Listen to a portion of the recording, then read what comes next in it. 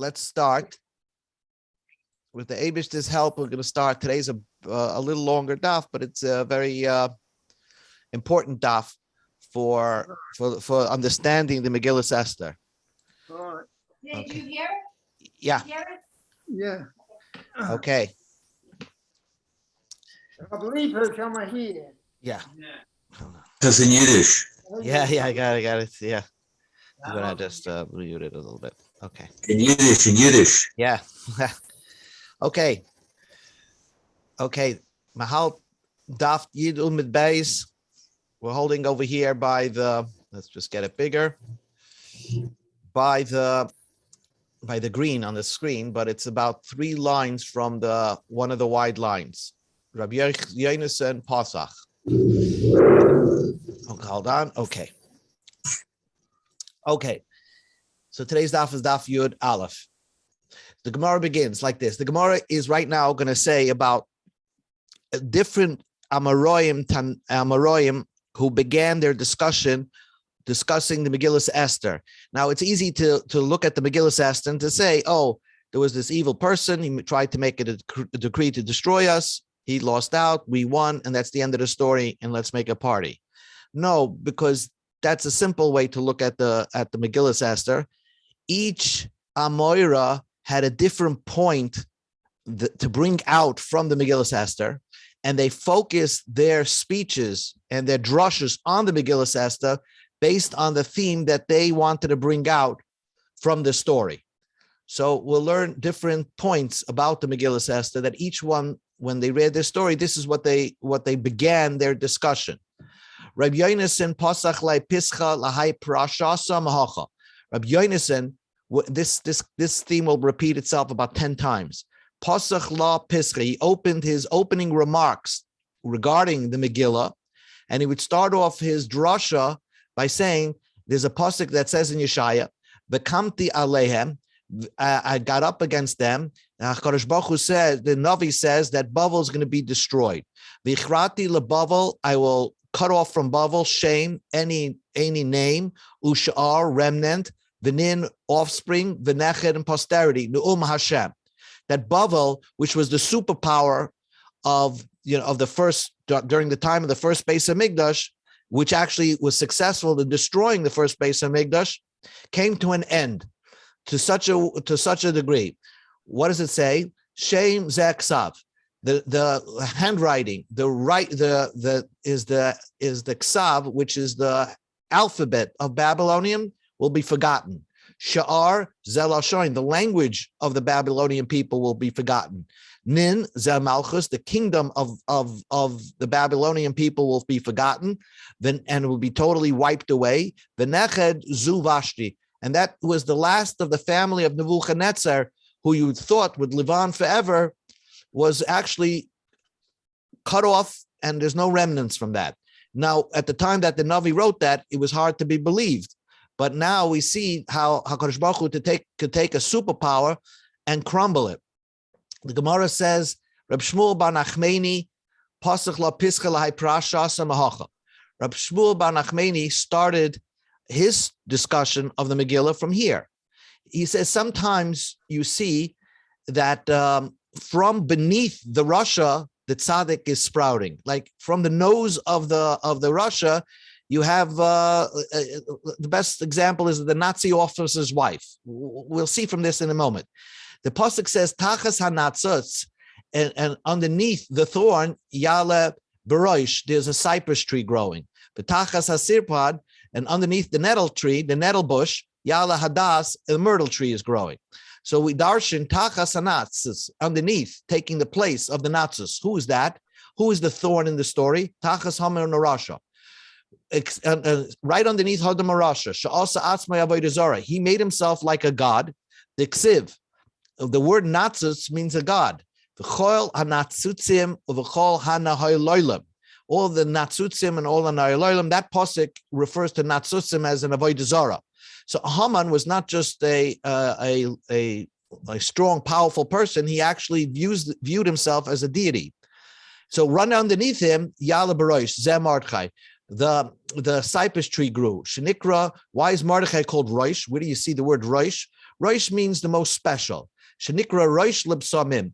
The Mordechai is another name for a spice, the myrtle or the myrrh spice, the myrrh fragrance. That's called the most special, superior of all the besamim. Shenema, the pasuk says, when it talks about making the shemen amishcha, you should take besamim to make it.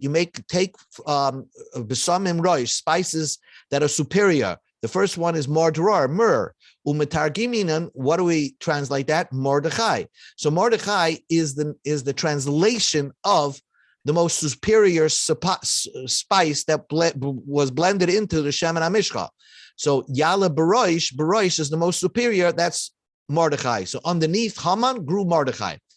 Tachas Asirpad, underneath the pasuk continued. Tachas Asirpad, underneath the nettle. Tachas Vashti Harasha, Bas Benoisha Nebuchadnezzar Rasha. She was the daughter of Nebuchadnezzar the Rasha. Shesaraf Refidase Bebeis Hashem. He burned the roof, so to speak, of God, which means he destroyed the temple. The Ksiv Refidase Zov, it's a hint in the pasuk of Shira Shirim of the golden roof, which refers to the golden the Beis Hamikdash. So Tachas Sirpad means the one who burnt the roof. Soraf Rapad, Yala Hadas, the myrtle sprouts forth. Zu Esther Hatzadekis Shenikra Hadasa. Esther, the Tzadekis, whose name is Hadassah. That's another name for Esther was Hadassah. And the pasuk continues, V'hoyel Hashem l'shem. People will always mention it. Zu Mikra Megillah. That's the reading of the Megillah. La'ois oilam lo yikares, for an forever sign that will never be destroyed. That's the celebration of the holiday. Elu Yemei Purim. These are the days of Purim. So he darshaned the whole pasuk in Yeshaya that hints towards the story of Megillah Esther. Then the pasuk says, Rabbi Yeshua ben Levi pasuk like Piskalahai Prasha Samahacha. Rabbi Yeshua ben Levi, when he discussed the Megillah Esther, he started his theme from here. In the rebuke, when God says that he's going to punish us, the pasuk says, just like God was happy when he did good for us, Kain Yosis Lahara Eskem. God, so to speak, will be happy to punish us, to do bad to us. That's what the in the rebuke in the Chumash, that's what it says. So first of all, even if we're bad people, why would God be happy? Is God ever happy? Even the worst Russia that God has to punish, God is never smiling. V'ksiv, the pasuk says,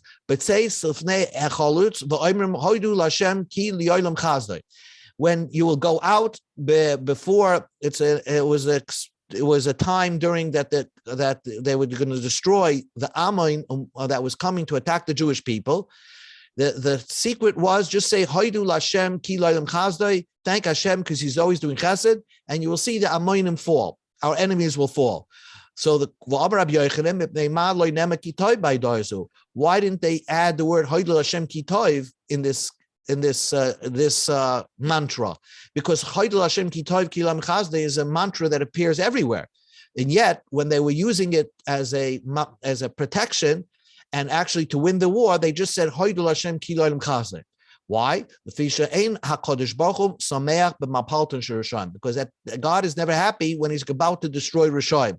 So that was for us to say, but we're not going to say Kitoi because we're not going to add the word Kitoi because even HaKadosh Baruch Hu is not happy when he has to bring a downfall to Rishayim. And another example, why does it say in the Pasuk that the Jews did not get close to the Mitzrayim all night? That's a Pasuk in Parshas Beshalach. What does that teach you? So the famous Gemara, Bikshu Malachi Asharis Loy Mashira, when the Egyptians were drowning in the Yamsuf, the SS people, okay, and they were drowning in the Yamsuf, the Malachim was trying to say, Shira, thank you, Hashem, to sing to Hashem that the Roshoim are being killed. Amar HaKadosh Baruch Hu says, Ma'aseh Yadai Tovim Bayam, my handiwork, in other words, my humans that I created, these Mitzrayim, are drowning in the water, Shira, and you want to say a song? It can't be. So the question is, what's the pshat in this pasuk that Hashem will be happy when he does bad to us? Amar Rabbi Lazar explains, who ain't us? Hashem is never very happy. He makes our enemies happy.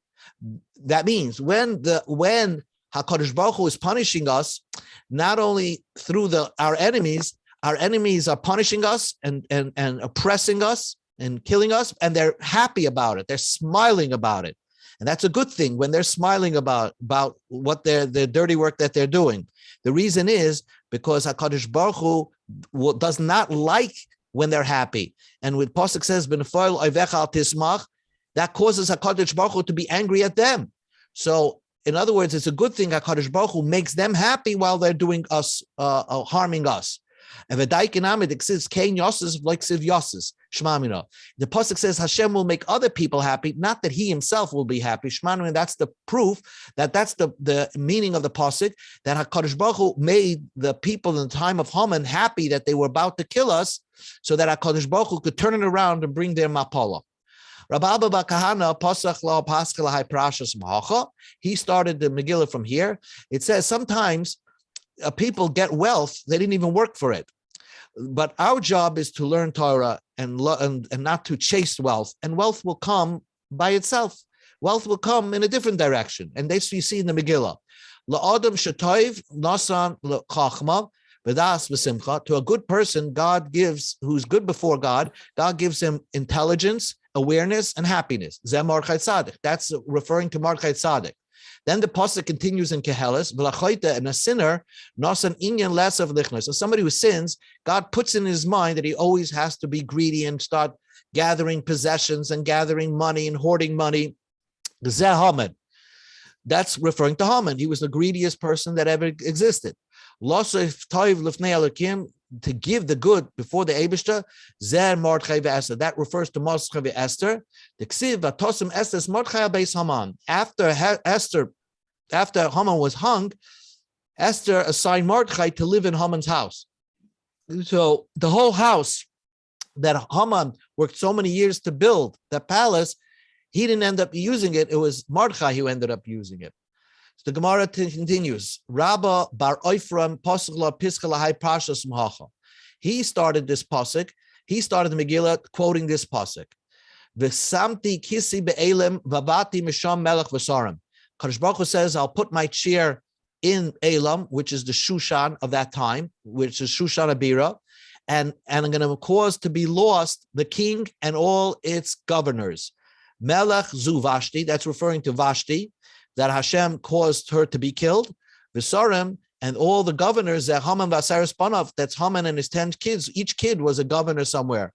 So what the pasuk is telling you, don't be afraid of power. You see all these powerful people, you'll never take a hold of the government. And here in one shot, Vashti and Haman and all the 10 kids were wiped away. Everybody in the government there was an anti-Semite, and yet it turned it around.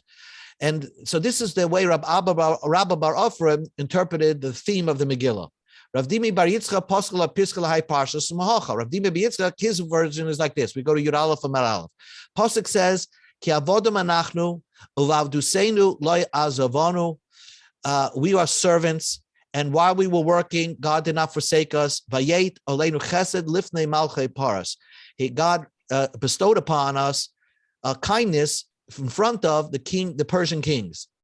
Messiah, when did that occur? This is a pasuk in Ezra, Bisman Haman, in the time of Haman. So I guess what he's trying to say is that we still have to be grateful, because for the most part, the Persian government was a tolerant people. There was periods of major anti-Semitism during the time of Haman, but they were also the ones that gave us some sort of freedom. They overtook the Babylonians, and they're the responsible that gave us the permission to rebuild the second Beis HaMikdash. His opinion, he started the drasha of the Megillah from here. That you put a person in front of us, and we came through fire and water. We put somebody on top of us, and then they caused us to go through fire and water.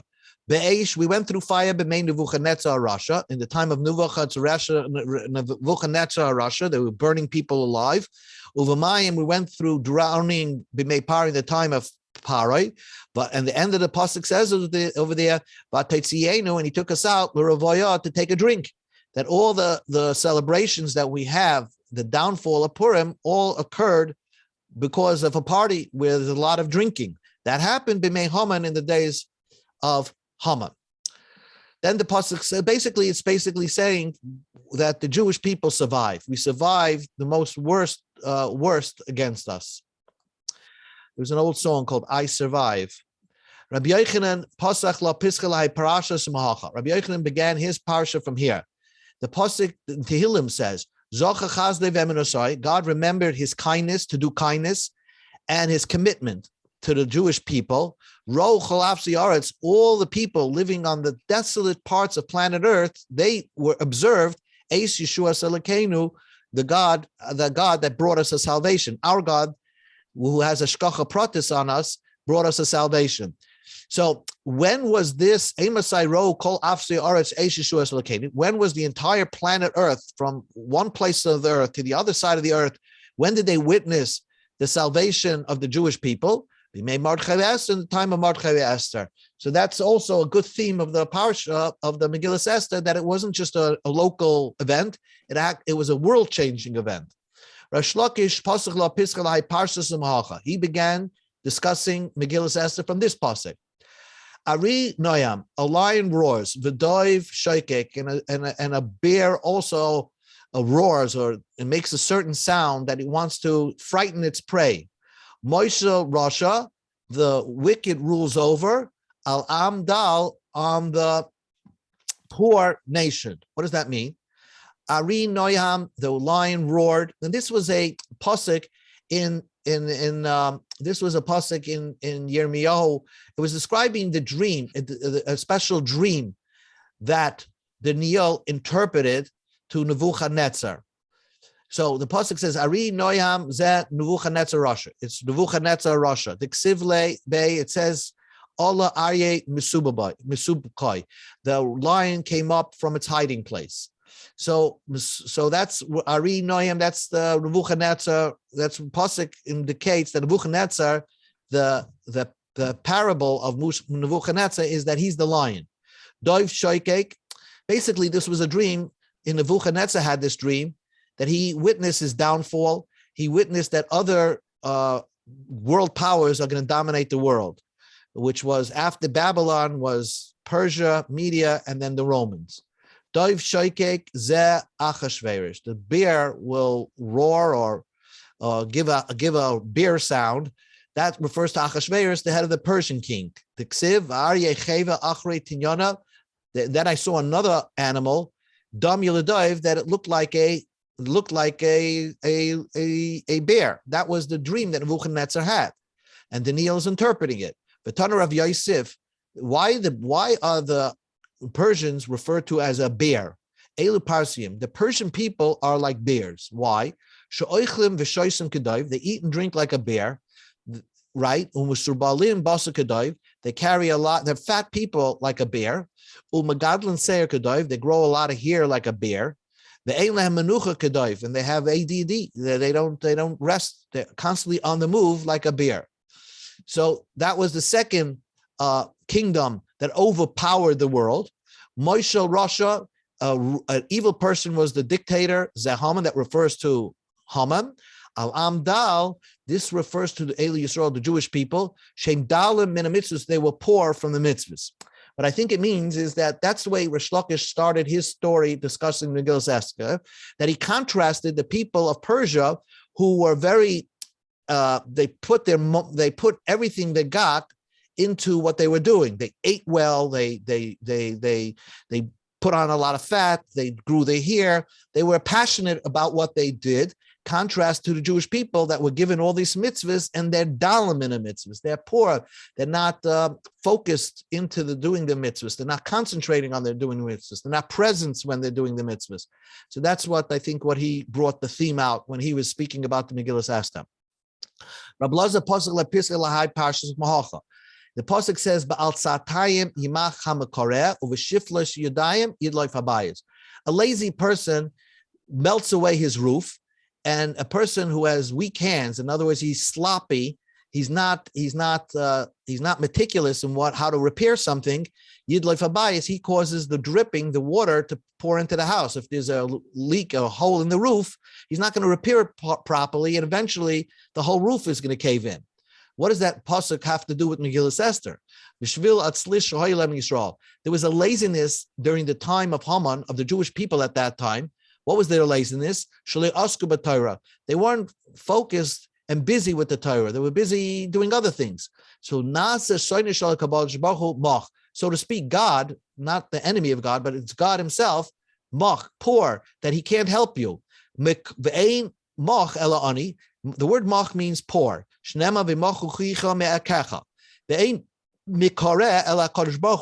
means God. God roofs the water, the heavens with water, basically. So he learned pshat ba'al tzaltayim, because the Jews were lazy. Yimach hamakara, the roof became poor. The roof is Hashem. He became poor. He couldn't help us. So basically, he brought out a reason of why HaKadosh Baruch Hu brought about this problem of Haman and Russia, is because at that time the Jews were lazy about being Isaac b'Torah. Rav Nachman bar Yitzchak Apostle Pirska l'Hai Parshas Mahacha. It says, Shir Hamalas Lulei Hashem Shahaya Lanu Yoyman Yisrael. Had God not been with us, the Jewish people say, Lulei Hashem Haya Lanu Bekum Aleinu Adam. If Hashem wasn't with us when an Adam rose up against us, a human being, Adam v'loy melech. The stress is that Haman was a human being, not a king. You see, if he was a king, then Leiv Malachim v'sarim b'yad Hashem, a person who's a king loses his self-control. God controls the kings like a puppet. So there's no bechira for a king. So it's easy to undo what a king says by just praying to Hashem.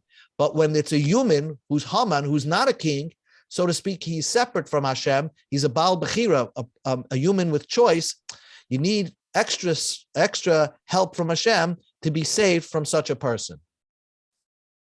One interesting thingly enough, that one of the things that is said about the Holocaust is that it's not that the Nazis and the SS were not human. The fact is that they were human, and that's what makes it all the more difficult. Adam. Rava Pasach La Piskalai Parsha Samahacha. Rava began talking about the Megillah. He brought this pasuk. Birvois Tzadikim Yismach Ha'am. When Tzadikim take over and rule, people are happy. When Shal Rasha, when evil person is a dictator, Ya'anach Ha'am, the people are sighing. Birvois Tzadikim Yismach Ha'am. When Tzadikim are ruling, the people are happy. Zemordchai ve'Esther. The whole city of Shushan, even the Goyim, were dancing and very happy. But when the Russia was ruling, the people are sighing. Because when he was in charge, the pasuk says, "V'ir Shushan navoicha." The whole city of Shushan, navoicha, was in a state of confusion. A good Russia ruling keeps everybody confused, doesn't say anything clearly. So that is the difference between when a tzaddik rules and when a Russia rules. That's the Rav theme that he brought out from the Megillah. Rav Matana Amam Ahacha. Rav Matana said the theme of the Megillah is Kimi Goy Godol Ashaloi Elakim Krivim Elav. There's no great nation like the Jewish people that are so close to God that when they call to God, Hashem answers them. Rav Ashi Amam Ahacha. Rav Ashi says, Oy Hanis Elakim. Did you ever see that a God takes one nation from another nation, that he turns it around? What was supposed to happen to one people happens to the other people. Whatever was supposed to happen to the Jewish people happened to the Rishonim that intended to do this evil. The pasuk continues, Vahi b'mei Achashverosh. So the Gemara darshins, the word Vahi means Amarav, Vahi. But the word Vahi means Oivei. Hadad Diksiv, there was a double oivei. Diksiv, the Skmartim Sham Leivecha Lavadim Shvachais. The pasuk describes that your enemies are not going to even allow you to be sold to servants and slaves. In other words, in the times of Achashverosh, Haman did not allow us to be even sold as slaves. He just wanted total annihilation. Shmuel says, there's a pasuk that says, Loi ma'astim. God did not reject us. V'loi galtim, he would not abhor us, l'chaloisim, to let us totally be destroyed. Loi ma'astim, God did not reject us b'mei yabonim. V'loy galtim b'mei Nebuchadnezzar. L'chaloisam b'mei Haman. L'hofer brisi itab b'mei Parsiim. K'ani Hashem Elokechem. God is always there. B'mei Gog u'Magog. So what the pasuk Shmuel wanted to bring out from the Megillah is that no matter what, the Jewish people will always survive. It's never God is going to forsake us and totally wipe us off the map. But Masnita Tana, and the Brisa taught us that from that pasuk you learn that no matter what the tsar and what the time period, there's always a Gadol B'Yisrael that leads the people and lifts up the people. Loi ma'astem b'mei kazdim. In the time of the Babylonians, Shemad Lahem, Daniel, Hananiah, Mishael, Azariah. The leaders at that time were Daniel, Hananiah, Mishael, Azariah. Loi galtim b'mei Yavonim. All these people lived in the time of the Greeks. Who was the leaders then? During the Persian rule, Shel Beis Rebbe, the house of Rebbe, Bechachmei Adaris, and all the Tanoim. God,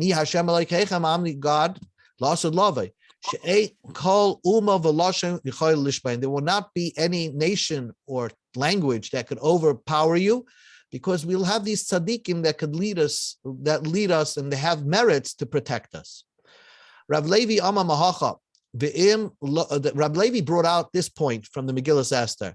You see, the whole story of Haman is only because Shaul HaMelech did not kill out Agag. Shaul HaMelech killed out all the Amalekim. He just left one alive, this Agag. He was too liberal. He had Rachmanis. So look what it says. The pasuk says, if you don't get rid of the evil people, God says they're going to come back to haunt you. Rab Chia Amma Mahacha, another pasuk. As I am that, God says, whatever I was planning to do to them, I'm going to do to you. In other words, it's another phrase that whatever you think you're going to show Rahmanis on these people, just the opposite is going to happen. Whatever they were planning on doing, they're going to continue doing once they're released from your clutches. Okay, new Gemara, and now we darshan every word in the Megillah. Didn't Shmuel kill Agag? No, at the end he did, but he had relations that night with somebody. I see. So that's how this said. So again, too liberal. Yeah. Achashverosh, he lost the kingdom because of that. Achashverosh, why was he called Achashverosh? So you can examine by a person's name. There are Mekubalim in Israel that where you give them a paper with your name and they'll start telling you things about yourself. So the Gemara examines the name Achashverosh. Amarav, Achav Shel Roish, he was a brother. That means he had similar qualities to the Roish, to the head, which is, who's that? We'll see in a moment. Uben Giloi Shel Roish, he's actually in the same mazel as the other head. What does that mean? Achav Shel Roish, Achav Shel Nebuchadnezzar Rasha Shenikra Roish. He was like a brother to Nebuchadnezzar. In other words, he was a Rasha, a brother to a Rasha, so he was a Rush himself, like Lahavdil, like Andrew and Chris Cuomo. Shenema, Antu Reisha de Dehava. Nebuchadnezzar is called the head because in his dream he saw a man with a gold head, so he's called and that referred to him. So that was the Achashverosh.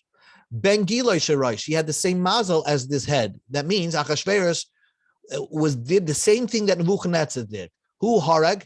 Achashverosh killed people. Who Bikesh Larag, and he wanted to kill people. Who Hachriv, and Nebuchadnezzar destroyed. Who Bikesh Lahachriv, because he wanted to destroy the base of Migdash. Because at the time of Achashverosh, he gave a stop work order. And during the middle of the construction of second base of Migdash, and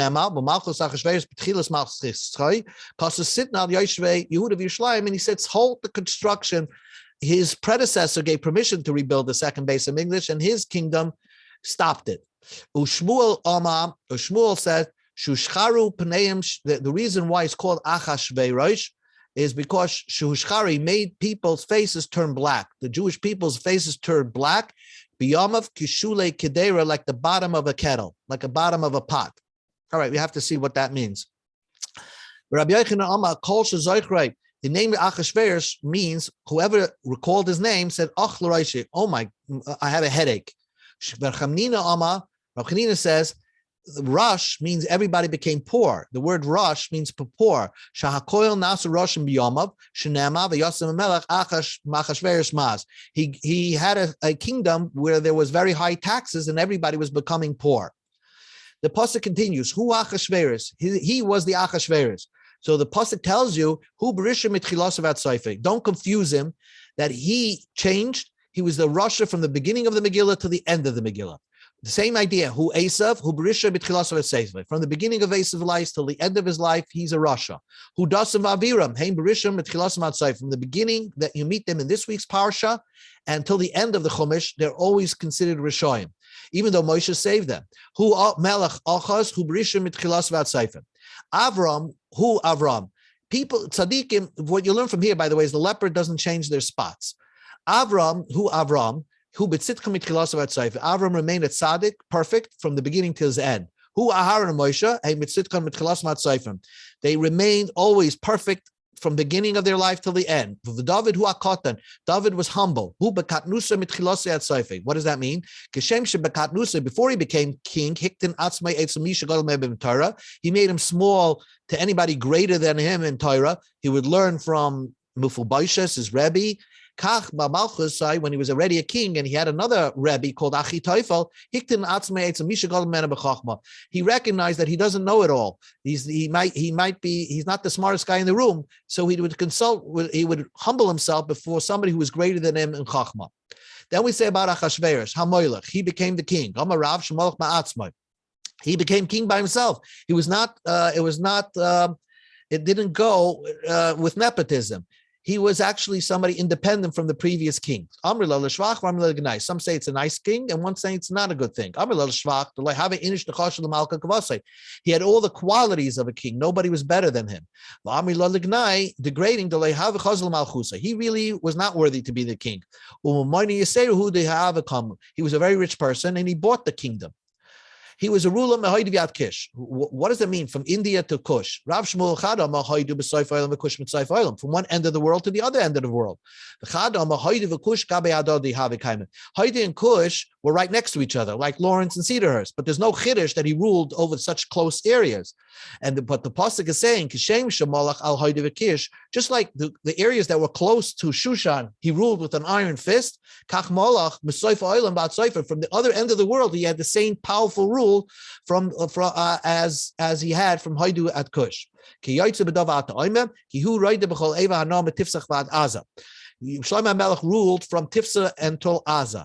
So Rav Shmuel, Chadam Tifsa M'Soif Olam Ad Aza B'Soif Olam, the Chadam Tifsa B'Aza B'Ad Dodi Kaive Kaive, Shem Shemalach Al Tifsa B'Aza Kach Molach Al Kol Olam Kula. Basically, what it means is that you had the same concept. That Shlomo was ruler from Tifsach to Aza. What's Tifsach and Aza? These two places on two ends of the world, or they were nearby. And what the pasuk is saying, that just like he ruled with closeness and with the strong hand on a city that was right next to him, so also he ruled on cities that were far away with the same power. Sheva Vesur Meya Medina. Amarav Chizda B'Tchilas Molach Al Sheva. First, he was ruler over 7 countries. Saif Molach Al Esrim. Then he ruled over 20. Saif Molach Al Meya. Elamiata B'Shnei Chaya Amr Sheva Shloshim Ashar Madrashbe. No, so on the Hach over here, the Kroy Yiseruhu. It's an extra pasuk. The pasuk goes from the smallest number, 7, 20 to 100. Michte, it already says Ksiv Mahaidu Vat Kush. It says that he was ruler of the entire world. What does it mean? Sheva Vesru Meya Medina. What does that teach you? It was 127 countries. Shmani, no, the drasha. The drasha is that he didn't rule at one time over the world. It took time. First, he ruled over 7 countries, and then in one shot, he took 13 more and he ruled over another 20, or another 20 more, and he ruled over another 20, and then he took over another 100 countries. And basically, maybe as when he married Esther, he became even more powerful than originally. Tana Rabbanim, Sholchu Molchu Bekipa. There are 3 kingdoms, 3 kings that ruled over the entire world. Ve'elohein Achav, Achashverosh, Nebuchadnezzar. Achav, the Ksiv, Chai Hashem Elokechem Yesh Goy Mamloch Asher Lo Yishol Chadeni Shem Levakshecha.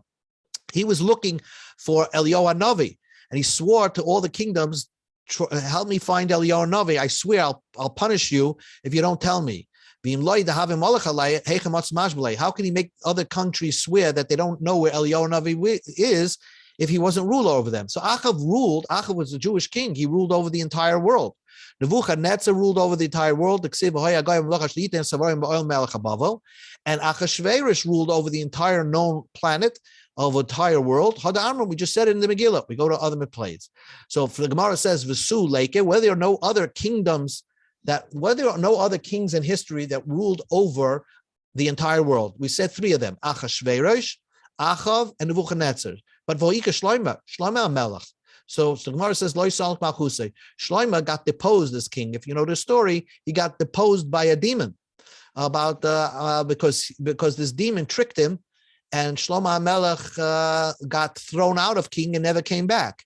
There was an opinion that says Melech, Shlomo Melech was a king, and he died a hedyot, a commoner. According to the opinion, Melech, the hedyot Melech, that Shlomo Melech was a king, became a commoner, and came back to be a king. You have to read the story in Masechta Gittin, a very famous story about Shlomo HaMelech getting his kingdom back. So he did die as a king. What could you say about that? Shlomo HaMelech ruled over the entire world. So the Gemara says that Shlomo Melech was more of a special king.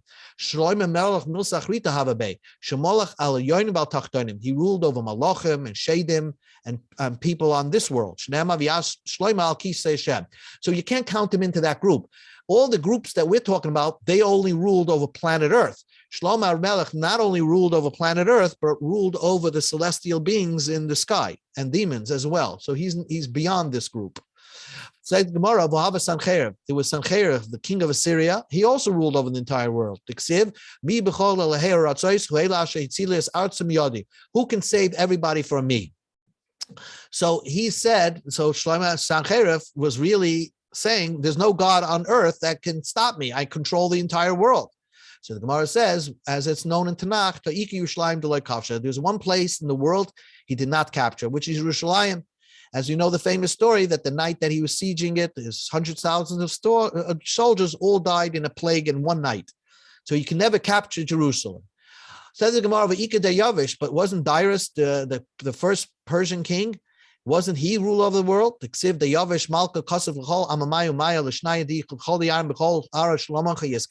to the entire world peoples, hello, shalom aleichem.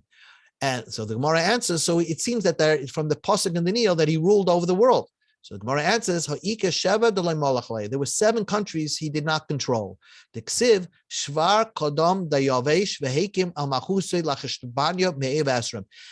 from all the places that he controlled, which was 120, he sent an officer, a ruler over there. So it's called a satrap. A satrap is an ancient governor, but he only controlled 120 countries. But Achashverosh, the next Persian king, controlled 127. So it must be that Darius did not control the whole world. So Ha'ika Kairosh, but then there was Kairosh who came after Darius. So Kairosh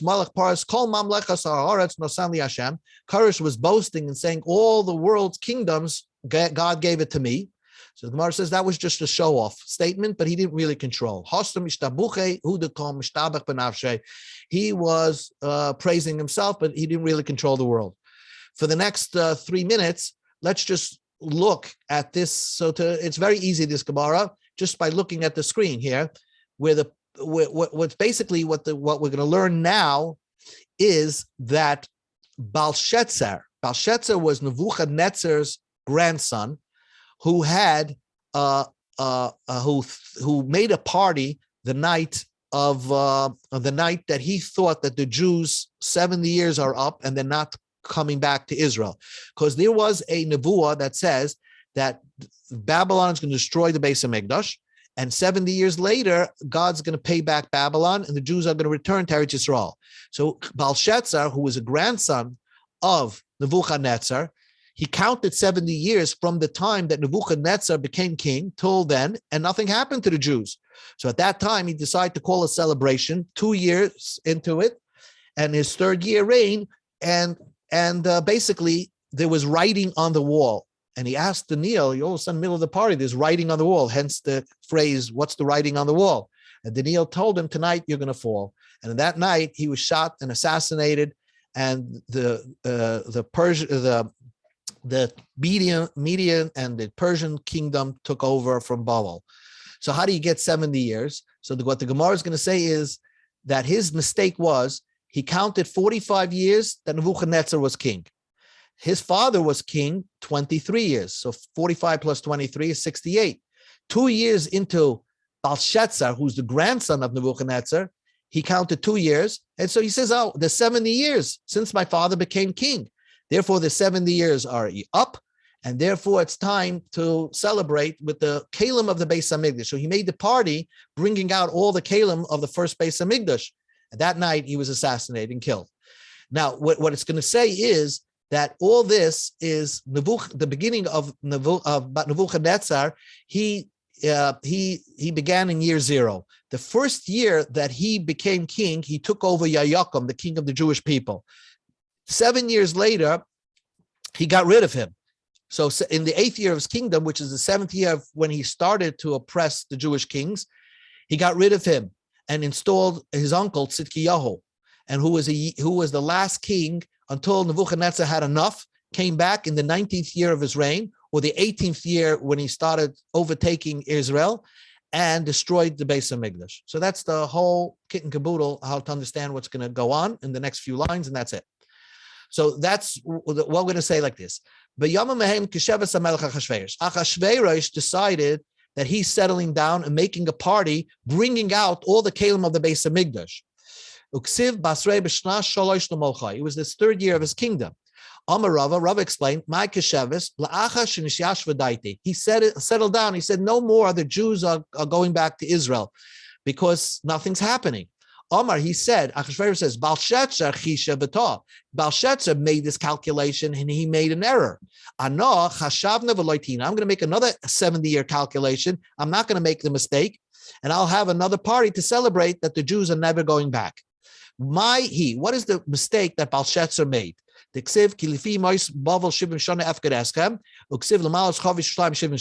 the whole Golus Bavel after the first Beis Hamikdash is going to last 70 years. 70 years from what? Well, you would think 70 years from the destruction of the Beis Hamikdash, but they're referring it to as 70 years from the kingdom of Nebuchadnezzar. Chashoiv Arben B'chomesh to Nebuchadnezzar. Nebuchadnezzar, the king of Babylon, was 45 years king. The Esrim Tlas the Evil Merodach, and his son was 23 years. V'tarti Didei, and 2 years of Belshazzar Hashivim.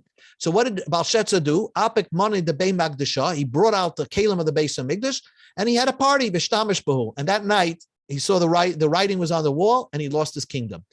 Nebuchadnezzar Manol the Arba B'chamish. The Gemara asks, how do you know Nebuchadnezzar was a 45-year reign?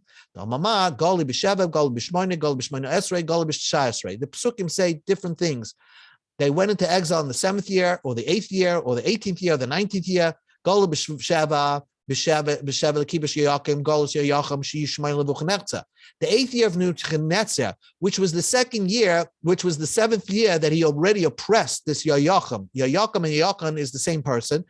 He got rid of him. And during that time, by the way, when he brought Yayakim, the king of Israel, down to Babylon, he threw him in jail. He also brought down all the greatest people that lived in Israel at that time. So they pre-exile, they went into exile prior to the destruction of the Beis Hamikdash.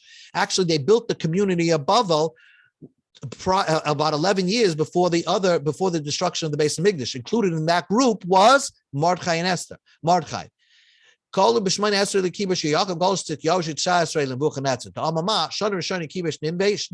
first year when Nebuchadnezzar took control, he captured Nineveh. So this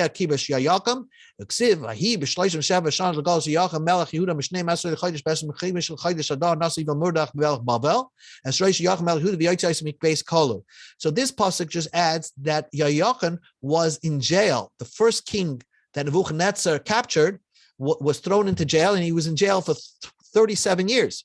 And in the 37th years, during this reign of his son, Evil Murdoch, the first day he took over after his father died, he released Yayakim.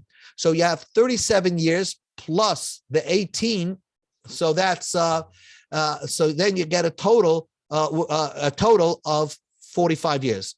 37 plus the 11 years. Tamani uslasim sheva harei abava chamish Nebuchadnezzar.